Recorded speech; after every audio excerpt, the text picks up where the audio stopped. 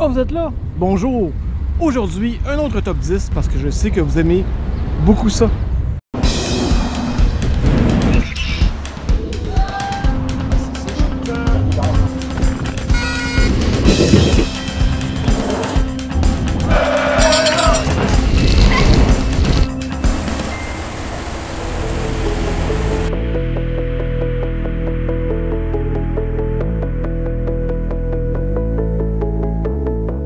Donc aujourd'hui, pour ce top 10, j'ai choisi 10 sculptures à forme humaine.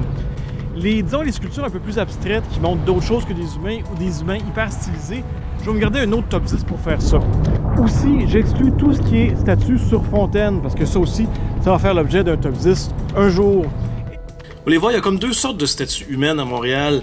Il y a celles qui représentent des personnages historiques et aussi des personnages inventés qui sortent tout droit de l'imagination du sculpteur.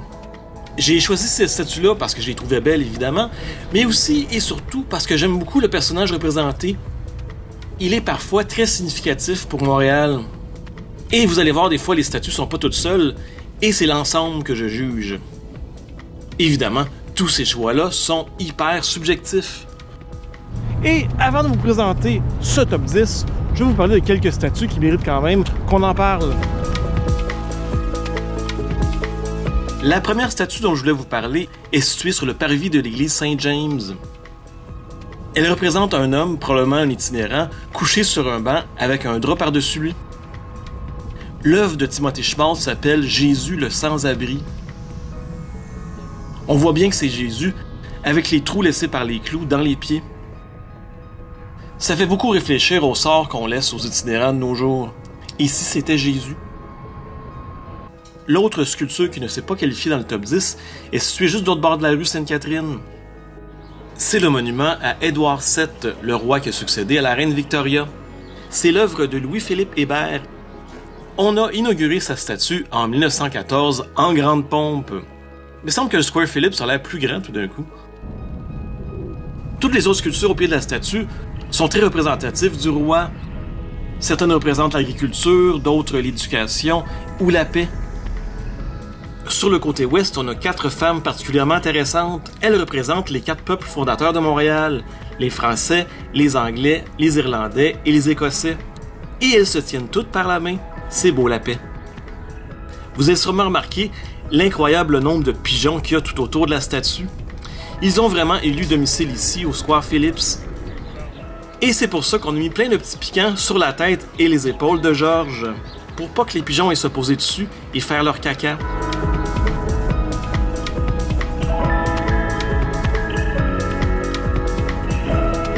En position numéro 10, j'ai choisi la statue de Louis Cyr à Saint-Henri. Elle a été sculptée par Robert Pelletier en 1970. Bon, on connaît tous Louis Cyr, surtout à cause du film de Antoine Bertrand. Mais saviez-vous qu'à la fin des années 1800, Louis Cyr est devenu policier pour la ville de Saint-Henri? Moi, c'est un fait que je trouve vraiment intéressant. Je te dis qu'il était fort, Louis Cyr, pour lever ces boules-là. Il y a sûrement plusieurs personnes de ma génération qui vont dire qu'ils ont connu la statue grâce à l'émission Passe-Partout. Dans tous les cas, c'est une très belle statue qui vaut le détour. En position numéro 9, nous avons une statue qui s'appelle La Leçon de l'artiste Cédric Lotte. Elle est installée là en 2012. Elle représente un étudiant sur son portable, ce qui est très approprié car il y a l'université McGill juste en face. On dit qu'il apprend la mort en direct de Steve Jobs, le fondateur d'Apple. Et malheureusement pour lui, il se fait aussi voler en même temps son hamburger par un écureuil. Pour la 8e position, on est dans mon parc préféré, le parc La Fontaine, et on doit marcher dans de la neige assez profonde pour se rendre jusqu'à la statue. Cette statue s'appelle Debout. Elle est l'œuvre de Roger Langevin et elle est installée là en 1990. Elle représente évidemment le grand chanteur Félix Leclerc. Elle aurait peut-être été plus haute dans mon palmarès s'il avait été accompagné d'une guitare, mais j'imagine que c'est peut-être plus difficile à sculpter. En tout cas, c'est sûr que c'est mieux que si on l'avait représenté avec une cigarette à la bouche, comme on le voit sur cette pochette de disque, quand même.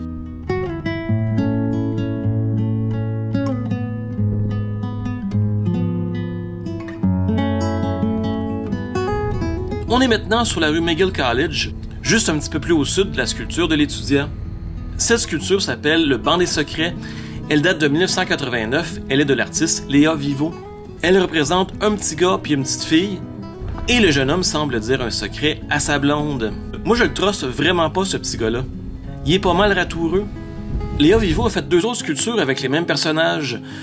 Une au jardin botanique où le couple plus vieux s'embrasse pour rendre jalouse une autre dame. Et il fallait s'y attendre. Dans la 3e sculpture de Vivo, on voit la même jeune fille en mère monoparentale, toujours assise sur un banc.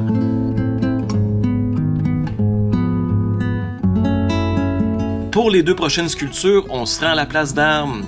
La première s'appelle Le caniche français et le carlin anglais. Elle date de 2013 et elle est de l'artiste Mage Fortier.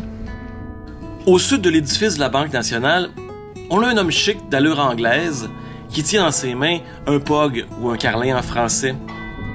C'est donc l'anglais des 2 solitudes. Du côté nord du même édifice, on a une femme, une française, habillée en Chanel et qui tient un caniche français dans ses mains. Elle a l'air de snobber un peu la Banque de Montréal. C'est l'autre solitude de Montréal, la française.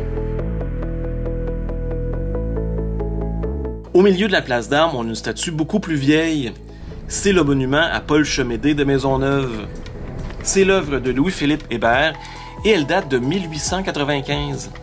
Le monument représente évidemment Maisonneuve, le fondateur de Montréal, mais aussi 4 autres personnages, ainsi que 4 plaques qui montrent des moments importants dans la fondation de la ville. On voit ici Lambert Closse et sa petite chienne Pilote. Il y a aussi ici Charles Lemoine. On voit maintenant Jeanne Mance avec un enfant, et à côté une plaque qui représente la signature de l'acte de fondation de la ville. Et on voit aussi un Iroquois pas de nom, ce qui prouve un peu le manque de respect qu'on avait à cette époque-là envers les Premières Nations. D'ailleurs, une autre plaque vante la bataille qui se serait passée ici, près de la place d'Armes, où les Français et les Iroquois se seraient affrontés en laissant les Français vainqueurs. Au départ, non loin de là, on avait une plaque qui disait que Maisonneuve avait tué lui-même le chef des Iroquois, ce qui est assez invraisemblable. Cette plaque-là a été remplacée par une plaque beaucoup plus respectueuse, en français, en anglais et en langue mohawk. Sur la rue Notre-Dame, pas loin de l'hôtel de ville, on a l'hommage à Marguerite Bourgeois, une statue de Jules Lassalle qui est là depuis 1988. Marguerite Bourgeois, pour ceux qui ne savent pas, c'est elle qui a fondé la première école à Montréal. Et elle invite comme ça 2 petits-enfants à la rejoindre à l'école. Je pense que les 2 enfants sont loin de se douter de ce qui les attend. Ils vont bientôt découvrir tous les plaisirs de l'école. La prochaine statue qu'on va visiter est située dans l'ancienne gare Windsor. L'endroit a vraiment tout conservé le look d'une gare, mais il sert surtout maintenant de salle de réception. On voit ici l'Ange de la Victoire. Cette statue date de 1922 et elle est l'œuvre de Cœur de Lion McCarthy. C'est un drôle de nom. On voit l'Ange de la Renommée qui amène avec elle au paradis un soldat mort au combat. La statue représente la postérité glorieuse qu'on réserve à tous ceux qui se sont sacrifiés au nom de la paix. Et moi, je trouve cette statue très inspirante et touchante.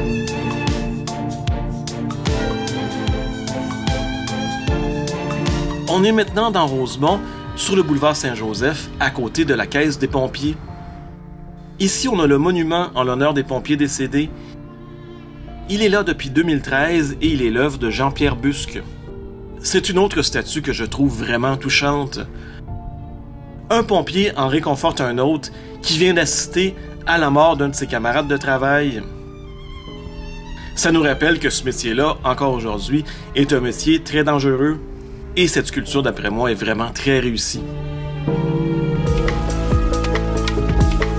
Ma statue, en fait, mes statues préférées sont ici, encore sur McGill, près de la rue Sherbrooke. Ça s'appelle La Foule illuminée et c'est l'œuvre de Raymond Mason et ça a été installé ici, en plein centre-ville, en 1986. Ça représente 65 personnages presque de grandeur nature. Ceux qui sont en avant ont l'air plutôt calmes et ont l'air d'assister à un événement important. Mais plus on va vers l'arrière, plus les gens semblent agités. Comme ici, 2 personnages qui semblent s'engueuler en pointant vers le ciel. Ici, un étrange personnage qui ressemble à un fakir. Et si on regarde en haut ici, une figure fantomatique, on dirait un membre du Ku Klux Klan. Chaque personnage sculpté est vraiment très intéressant. Ici, on voit un personnage qui semble à l'agonie. Ben moi aussi j'aurais cette face-là si j'avais le torse nu couvert de neige. Il y a même un personnage par terre qui a l'air mort. C'est vraiment une œuvre magnifique où on peut passer beaucoup de temps à observer chacun des personnages. Je vous invite vraiment à aller la visiter. Alors, j'espère que vous avez aimé cette vidéo. Comme d'habitude, un petit pouce en l'air en bas de la vidéo. Abonnez-vous si ce n'est pas encore déjà fait. Commentez sous la vidéo, ça aide beaucoup pour les algorithmes. Et là-dessus, on se dit, à très bientôt.